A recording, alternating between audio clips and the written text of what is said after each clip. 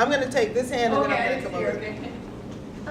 As far as what role do you think, or what sort of impact do you think religion plays as far as AIDS goes and STIs? Because Yeah. just hearing about, for example, even in Africa, and Yeah. either, I mean, it's just one example, but you know, even the Pope going in and speaking out against contraception and that using contraception as a sin. I know. I wonder what he thinks about, you know, What's- male sex workers right about now. Yeah. I'm just saying. How do you? You heard about that, What right? kind of impact and also like how do you, because religion is such a close at home thing Yeah. and spirituality is something that, you know, is so Yeah. personal for people, how Yeah. does that, how do you deal It's with very, that? very, very, very, very, very difficult. It's very difficult because the very notion and the very construct of religion is about imposing restrictions or parameters for people. And what I mean by that is if I'm practicing of faith, if I'm in a particular religion, there's a certain prescription that comes with that religion that in one way or another limits or doesn't limit, but in one way or another limits or doesn't limit all of my human capacity, right? Just like, I'll give you one example, sex before marriage. Now, there are certain things that I am naturally, viscerally, aversion to, right? There are just certain things that just turn my stomach naturally. Nobody taught me it was bad, right? If that was the case, then I know that I'm probably naturally not going to engage in that. But when you're in your adolescence, when puberty is coming along, when hormones are raging, when human sexuality kicks in and say, you about to start procreating, the message that says absolutely no sex before marriage is counterintuitive to what my body wants, right? And what my body and my brain are connected to wanting, that's counterintuitive to me. So just that alone means that if I listen to my body and all I get is that I'm not supposed to do anything, then I am confused, I am limited, I am disempowered, and what I really need is as much information and truth that I can have so that I can make an informed decision for myself. So does that make sense? And so that's the very personal part that I think is a challenge. It's not unsurmountable, because I think it is, but it's been a huge challenge. But bigger than that is the institution itself, not my faith, but the institution where I practice that faith. When there's one person, not God himself or herself, but when there's one person who gets to interpret that faith to me based on their own understanding and lived experience, then that again to me is a system of power and control. So that means I don't have as many options. And I'm one of those that if you just tell me the truth, then I have choices. But if I have a pastor who, makes up stuff to interpret out of the Bible just because it fits within their own ideology, and then I'm going to totally subscribe to that because I've given you my trust because you're who I believe, I practice my faith through, then that sets us up for a disadvantage. I cannot tell you how many women know that their pastors have hit on them, know that they're having affairs, know that they're sleeping with men, and that they have a wife, and that they have children, and that nobody is talking about any of that, and we're showing up in church every Sunday and listening and taking in everything he says, or she says, every Sunday, as if that's the true word of God. And so that's really, for me, a disconnect. The other thing is that they stand in our way. They stand in our way in the sense that we can't provide the information we need. They affect what gets taught in schools.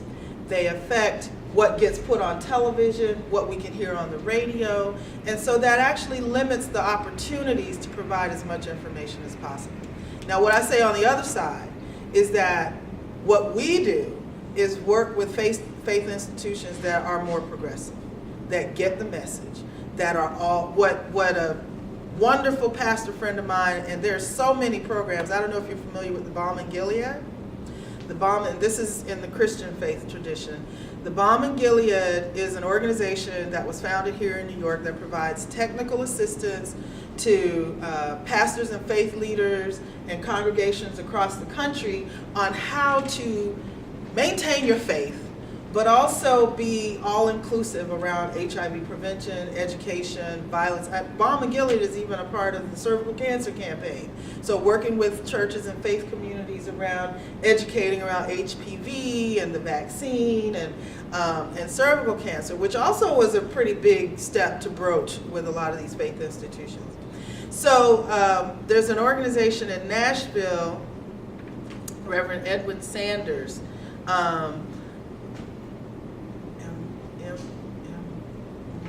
it'll come to Metropolitan Interfaith. It'll come to before. Anyway, he practices what he calls a radically inclusive church, which means all human beings who present themselves in faith are respected, loved, and included, and provided service to as they need it. I had a student when I was teaching at Spelman College, which is an all-women's school in Atlanta, doing our first public health course. And I was actually doing a Healthy Love lecture for our group level intervention. And there was one student in the class who every time I said something about, condoms, oh, we have some of those in our church, and I show the female condom. Oh, we got some of those in our youth activity center, and I'm showing how to the chart of how to put a condom on, and we got that in our youth. I was like, okay, that's enough. Where's your church? And she said, well, I'm from Nashville, and she said, okay, and she says, and my father is the pastor, and I was like, what's your name? This is like, I got a big class, so I didn't know everybody. I said, what's your name again? And when she gave me her name, I was like, and who's your daddy? I'm literally in the middle of class asking somebody, who's your daddy? So I was like, who's your daddy? And when she told me who that was, it totally clicked. So here's someone who is proud to talk about the fact that young people in her church get access to all of this information, and that she can share that with other people. Because all the other students in the class were like, where is that? Because, my own family, when they have me come to the church and do our workshops, I cannot bring condoms. I cannot, this is my extended family. My mother is a whole different story. She would actually do a Healthy Love party if I let her. But what I've done is I'll take a bag. We'll fill up a whole, we have gift bags, right? So we fill up a whole lot of gift bags that are opaque. You can't see through them. And put brochures and little gimmies, like keychains and all those kinds of giveaway things. And condoms, right? And I will bring them in the church, but they're in the bags. And then I will tell everybody that I have these bags, and I will explain what's in these bags. And they will be here for you at the end of the workshop. And the same people, and I tell the truth, so there are condoms in here, there's giveaways, there's brochures, there's all this information. I will tell the truth, and the same people who told me not to bring any condoms are busy taking bags. So I can't explain that, but I'm glad they do. Does that help somewhat? We're coming along. It's still a long way to go, quite frankly. It's still a long way to go. And the real basis of it, though, is you've got to deal with the issue of homophobia in the churches and in the mosques. We have just got to do that. They've got to get over it. They've got, people say, you telling pastors they've got to get over it? Yeah, they're going to have to get over it. They really are. They're going to have to figure out how to find a little space of that Christ-like love in their hearts to make room in these congregations for people who want to practice their faith, for people who know that they're whole and human. And if they can't find it in your church, trust me, there's a church where they can find it, and that's who we'll go work with.